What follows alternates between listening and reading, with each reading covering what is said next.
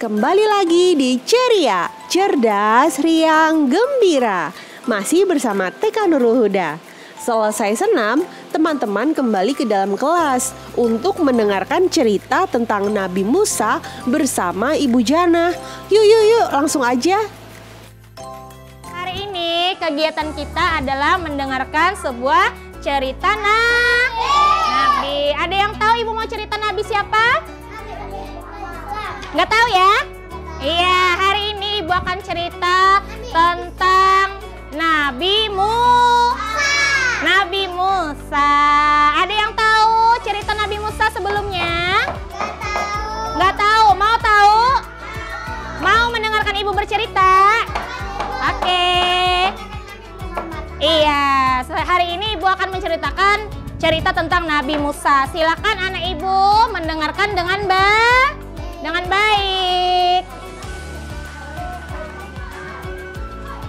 Siap mendengarkan? Oke. Nah, di sini Ibu akan menceritakan tentang Nabi Musa. Ya, dengarkan ya. Oke. Nah, di kota Mesir, ada yang tahu kota Mesir? Ada yang tahu? Oh, tahu. Di kota Mesir lahirlah seorang anak yang bernama Musa. Nah, ya, kalian mendengarkan aja ya, biar bisa mendengar, oke? Saat itu, kota Mesir dipimpin oleh seorang raja. Seorang raja itu bernama Raja Fir'aun. Nah, nama rajanya tadi siapa? Oke, namanya Fir'aun. Fir'aun itu adalah adalah raja yang sangat zalim dan sangat kejam. Nah, dia memperbudak kaum Bani Israel. Kaum Bani Israel itu adalah budak yang dipekerjakan oleh Raja Fir'aun. Nah, suatu ketika Fir'aun bermimpi bahwa suatu saat nanti akan lahir anak laki-laki dari kaum Bani Israel yang akan menghancurkan kota Mesir. Nah, kira-kira siapa anak laki-laki tersebut? Ada yang tahu? Nah, tadi baru Ibu cerita. Iya, betul. Lahirlah nanti Nabi Musa. Nabi Musa itu terlahir dari kaum Bani Israel. Dia lahir itu di dalam mimpi seorang Raja Fir'aun. Dia akan menghancurkan kota Mesir yang dipimpin oleh Raja Fir'aun. Setelah dia bermimpi, Raja Fir'aun menjadi takut. Aduh, jar Fir'aun, bagaimana ini? Aku akan dihancurkan oleh seorang anak bayi. Nah, ini Nabi Fir'aun. Ya, kan cerita Nabi. Nah, lanjut ya. Nah, pada saat itu langsunglah bercerita tentang kelahiran Nabi Musa. Lahirlah Nabi Musa pada saat itu, dan Allah memerintahkan Ibu Musa untuk tetap menyusui dan mengasuh Nabi Musa. Nah, namun Ibu Musa tadi takut. Karena apa? Karena anaknya, semua anak laki-laki akan dibunuh sama Raja Fir'aun. Masih ingat tadi? Kenapa jadi mau dibunuh anak laki-lakinya? Karena Raja Fir'aun tadi takut sama anak laki-laki nanti akan menghancurkan kaum Mesir. Jadi disuruhnya tentara Fir'aun untuk membunuh setiap anak laki-laki yang lahir dari kaum Bani Israel. Ya, lahirlah si Nabi Musa, namun tetap diselamatkan oleh Allah dengan cara ibunya tadi diperintahkan oleh Allah untuk menyusuinya dulu, lalu dimasukkan ke dalam peti. Nabi Musa itu masih bayi, dimasukkan ke dalam peti, lalu dilarutkan di sungai. Ada yang tahu nama sungainya? Sungai apa? Sungai Nil. Nah, Nabi Musa dilarutkan di Sungai Nil. Setelah dia dilarutkan, ternyata yang ketemu sama Nabi Musa waktu itu adalah istri Fir'aun. Nah, istri Fir'aun bertemu Nabi Musa yang larut di sungai Nil. Kemudian istri Fir'aun itu mengambil dan membawa si Nabi Musa menghadap ke Raja Fir'aun. Nah, setelah itu atas takdir Allah, Aisyah istri Fir'aun menemukannya, lalu ia mengambilnya. Nah, ketika melihat wajah si Nabi Musa, ia sangat jatuh cinta sekali dengan Nabi Musa. Lalu dibawa ke suaminya yang bernama Fir'aun tadi. Ia membujuk Fir'aun untuk mengizinkan Musa untuk dirawat di istana yang sangat megah tadi. Nah, karena Raja Fir'aun sama istrinya belum mempunyai seorang anak. Nah, kemudian setelah Nabi Musa diasuh sama Raja Fir'aun dan istrinya, dia mau menyusu, tapi dia nggak mau menyusu sama siapapun.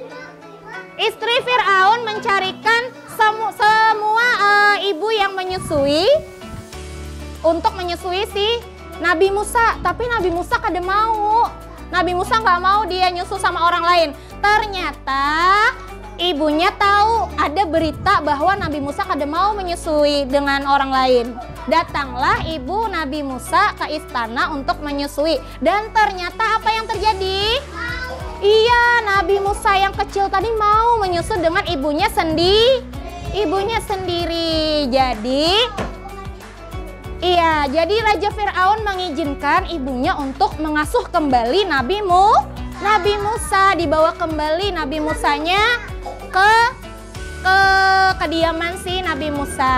Ini kada lagi nakai ditinggal di istana, tapi setelah besar baru dia nanti kembali ke istana. Nah, tuh setelah dewasa Musa tinggal di istana dan mendapatkan perlakuan dan pendidikan selayaknya anak raja. Dia kembali lagi ke istana setelah besar, ya. Suatu ketika Musa melerai orang yang berkelahi. Yang berkelahi itu adalah kaum Mesir dan kaum Bani Israel. Nah, dua kaum itu berkelahi, lalu Musa ini melerai. Musa ini menyuruh bediaman jen Musa. Nggak boleh berkelahi, kata Musa. Nah, seperti itu. Tapi Musa ini amarahnya besar. Dia malah terpancing oleh hatinya yang marah tadi, ingin membunuh kaum Mesir. Jadi dia berpikiran, aku ingin membunuh kaum Mesir ini. Nah, setelah dia berpikiran seperti itu, dia sadar, dia bertobat kepada Allah. Ya Allah, ampuni aku ya Allah, aku sudah berniat untuk membunuh seseorang. Seperti itu. Dia bertobat kembali. Lalu ketika itu, Nabi Musa melarikan diri karena dia takut dimarahi sama Raja Fir'aun karena dia tadi mau membunuh kaum Mesir. Itu adalah anak buah dari Raja Fir'aun. Nah, Nabi Musa tadi ketakutan. Dia kabur meninggalkan istana. Dia tidak lagi tinggal di istana, dia kabur. Nah, saat dia pergi, Allah memberikan mukjizat kepada Nabi Musa dengan sebuah tongkat. Nah, tongkat ini yang bisa berubah menjadi ular. Nah, ada yang pernah mendengar kalau Nabi Musa punya tongkat yang bisa berubah jadi ular? Iya. Nah, lalu maka Allah menyuruhnya untuk melempar tongkatnya. Musa pun melemparnya. Tongkat itu berubah menjadi ular yang sangat besar dan bergerak dengan cepat. Lalu Musa berlari karena takut. Allah menyuruhnya kembali karena ular itu akan menjadi tongkat miliknya. Nah, dia akan berubah setelah Musa mengambil tongkat tersebut, mengambil ular tersebut. Nah, dia berubah lagi menjadi tongkat.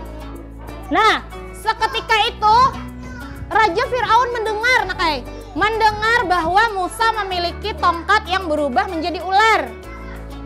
Raja Fir'aun mengira ternyata si Nabi Musa ini seperti penyihir katanya. Lalu Raja Fir'aun memanggil para penyihir-penyihir untuk melawan Nabi Musa. Dia bersama dengan penyihir-penyihir yang lain melawan Nabi Musa. Karena Raja Fir'aun tadi ingin membuktikan bagaimana kesaktian si Nabi Musa. Dia marah-marah tuh Raja Fir'aunnya sama Nabi Musa. Nah, mereka berseteru dengan dengan Raja Fir'aun. Si Nabi Musa ini menyuruh Raja Fir'aun untuk bertobat, untuk menyembah Allah. Anak ibu tahu nggak kalau kaum Mesir itu menyembah siapa? Anak buah Raja Fir'aun tadi menyembah siapa? Menyembah berhala, kayak patung-patung. Nah, kaum Mesir disuruh untuk menyembah patung-patung. Sedangkan yang menciptakan manusia adalah Allah. Nabi Musa mengajak Raja Fir'aun atau ayah tirinya untuk menyembah Allah supaya tidak ke jalan yang salah. Ternyata Raja Fir'aun mau apa tidak? Iya, Raja Fir'aun tidak mau. Dia marah. Dia tidak mau menyembah Allah. Nah, setelah dia tidak mau menyembah Allah, lalu si Raja Fir'aun ini mendapatkan musibah. Ada yang tahu musibahnya apa? Musibahnya banyak sekali, macam-macam. Didatangi nyamuk, ribuan nyamuk, didatangi katak, didatangi kumbang. Pokoknya yang diserbu itu cuma istana Fir'aun. Kalau Nabi Musa sama keluarganya tadi sama Bani Israel diserang apa enggak? Enggak, karena Allah melindungi kaum Bani Israel.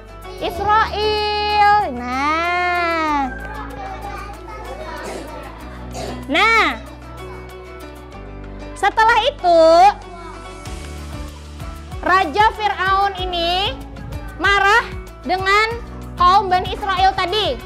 Dia marah-marah dengan kaum Bani Israel. Dia ingin memperbudak lagi. Dia ingin menjadikan pembantu para kaum Bani Israel.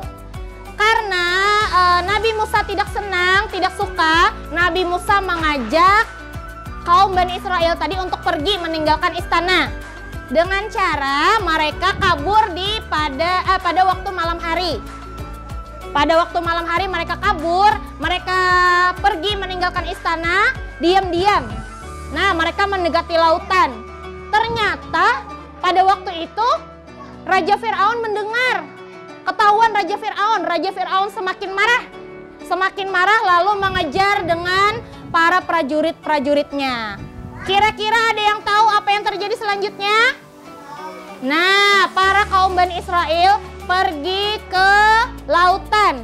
Mereka pergi ke lautan dan dikejar sama kaum Mesir, para tentara-tentara Mesir. Mereka dikejar.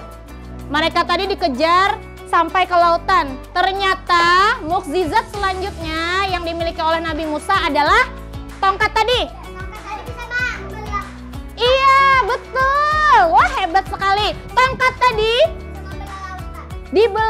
membelah lautan. Nah, Nabi Musa menggunakan tongkatnya untuk membelah lautan. Kira-kira kalau kita manusia biasa, bisa nggak membelah lautan? Nggak bisa. Jadi setelah Nabi Musa membelah lautan, maka kaum Bani Israel tadi ikut jalan untuk menyeberang lautan. Saat para prajurit Fir'aun dan juga Fir'aun ingin ikut menyeberang, ternyata mereka tenggelam. Pada saat itu Bani Israel sudah sampai ke daratan. Kaum tentara prajurit Fir'aun tadi masih di tengah lautan. Ternyata lautannya sudah menjadi kembali seperti semula, tertutup. Maka tenggelamlah para prajurit dan juga Raja Fir'aun tadi. Nah, akhirnya mereka meninggal. Nah, setelah itu, itulah pelajaran untuk orang yang tidak menyembah Allah. Sudah paham cerita Ibu hari ini? Sudah mengerti? Iya, itu tadi sedikit cerita. Padahal masih panjang ceritanya ya. Itu bagi orang-orang yang tidak menyembah Allah tadi mendapat siksa. Kemudian dia tadi meninggal dengan cara yang sangat tragis. Oke, terima kasih. Cukup sekian cerita dari Ibu.